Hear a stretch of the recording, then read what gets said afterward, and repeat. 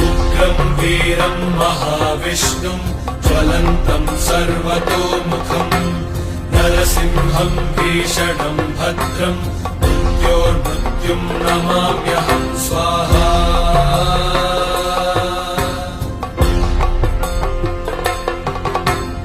उग्रं वीरं महाविष्णुं ज्वलत्कराळजिह्विका धगत्कठोरदंश्रिका प्रदीप्तदिग्विदिक्तट प्रचण्डमग्निकीलका नगत्सहस्रशतसहस्रकोटिकोटिकेसर प्रभा